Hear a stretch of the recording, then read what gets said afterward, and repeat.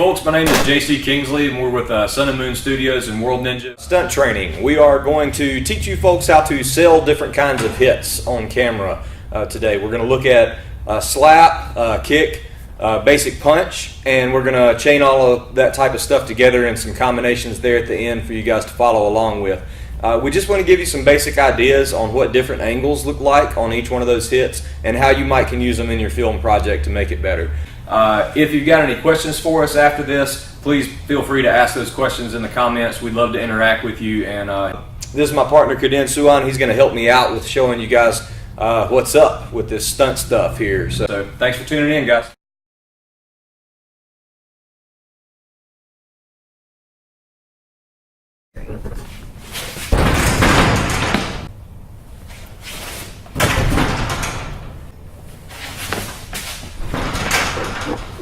So those first ones are without the sound effect. You can, on things like slaps, all you're looking for is a sound like when it happens. So a lot of times the person that's getting hit can do that while the person that's slapping doesn't have to worry about it. You can hide it when you're turning and you can clap when that happens right as the slap occurs. And most of the time, because of the person's body, you're not going to see what I'm doing with my hands down here.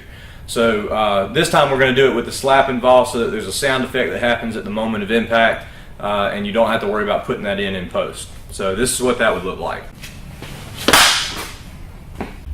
So these shots are from just a slightly lower angle behind the other person so that you can see what the difference is when you're filming behind the person that's the attacker or behind the person that's the defender, how you're needing to line up your angles to where it looks like the hit is connecting and you're best able to sell that hit.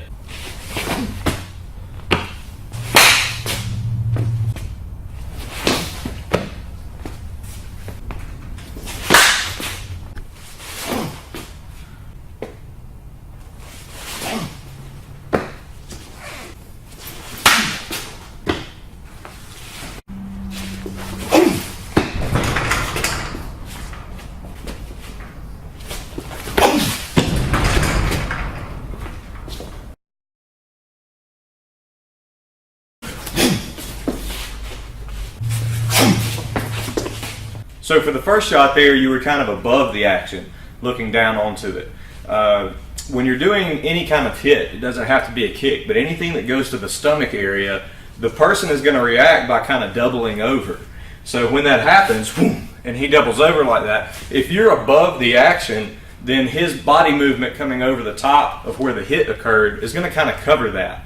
So when it comes to stunt work, you can think about how the body is going to react and cover your hits that way also. So if you put somebody just simply a few steps up onto a ladder and film down on top of something, then you've got kicks, punches to the gut, knees, anything that folds that guy over is going to give you the opportunity to hide that hit if you're filming from above it. So the second shot that we got lined up for you is basically going to be the over-the-shoulder shot, the classic over-the-shoulder shot. And all we're doing when we do those over-the-shoulder shots is changing the angle enough to where the camera's viewpoint, it looks like this makes contact as he bends over. And so both with the ladder situation and the over-the-shoulder shot, all you're doing is changing the perspective. So you always kind of check things, get your fighters in position, ask your camera guy what he's seeing, move through a couple of the moves, and let the body reactions kind of dictate where this camera guy is going to need to move, if you need to bring a ladder in real quick. All of those kind of things can make the fight scene just a little better. Don't feel like you've got to film the entire fight scene from one viewpoint either. That camera guy can move around. So if the angles of perspective change, if I kick Kaden and then hit Kaden with a hook punch, his body's going to go this way. Well, if he stays right there in that spot, he's going to stand up right in the path of the camera. And so the camera is not going to be able to see the other player at all. So the camera guy in that case, as the hook punch occurs, they would drift this way to kind of go with that action and keep that over-the-shoulder shot.